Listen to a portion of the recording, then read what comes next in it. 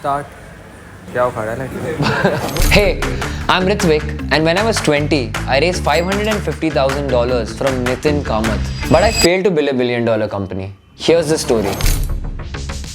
I'd like to go back to the time you were graduating. You're in your early 20s and having the time of your life. You're probably emotional because you're just about to graduate. But boom, reality strikes in. Everything starts moving so fast and you are responsible for your life now. Welcome to adulthood. I struggled so bad, but I was able to figure my shit out. But I saw that I was not alone. A lot of my friends and even family members went through similar problems, and I wondered, why isn't there a playbook for adulting? And that's where Ripen came in. We were trying to build the Duolingo for adulting. But the problem with that is Duolingo is an app, and I had no clue how to code.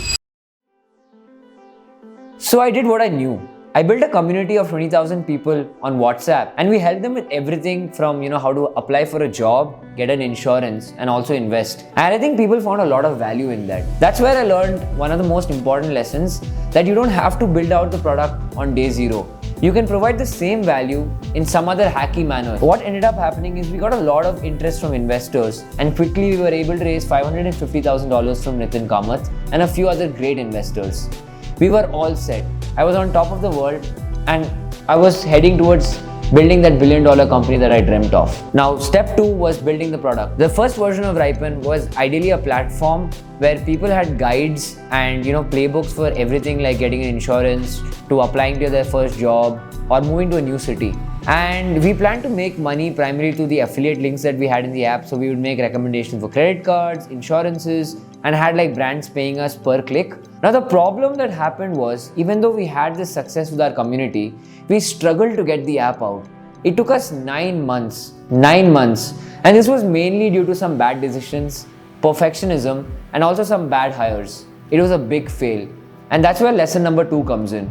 You need to build fast and iterate faster. You need to get your product in the hands of users as quick as possible, because if you do that, you make more interactions with reality, you get better feedback, and you increase your chance of success. Because the faster you interact with reality, the more knowledge you learn per unit time.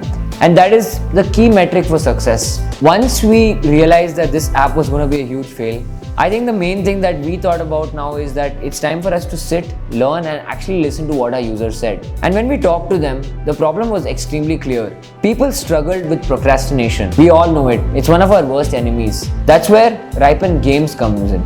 This was our second app, and we built it from scratch. But before we built the app, we wanted to test it really quickly.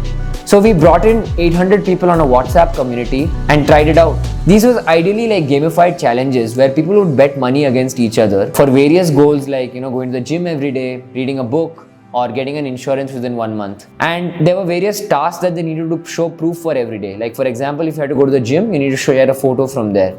And if people didn't, they would forfeit this money, and the people who did would get all the money. Once it worked on WhatsApp, we quickly shipped the app within 1 month. And finally something was working for us.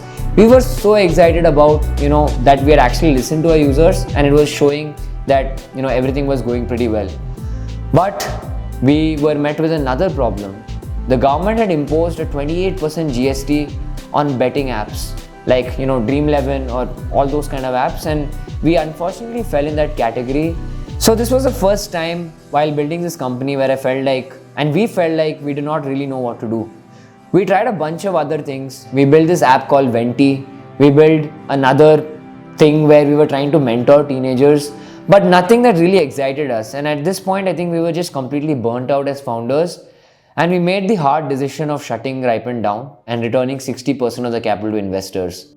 One of the toughest decisions, I personally made in my life, but I wouldn't trade it for anything. I learned so much. Now you'll probably ask me, what am I doing now?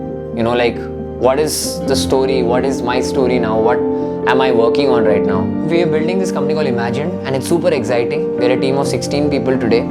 We work with some of the top brands on creative design and engineering solutions for them, and things are going really well. We're a super talented team. We're super profitable, and I'm sure in the near future we're going to build and solve some of the world's hardest problems. I'm super excited about that. And the reason I made this video today is, people ask me so many questions about what happened to Ripen, and this video was just an attempt to answer those and give the closure it deserves. And I think most of all, give me the peace of mind of all the unanswered questions that the world had. I hope I managed to do that. Thank you so much. And one last time, goodbye, Ripen. Thank you for everything.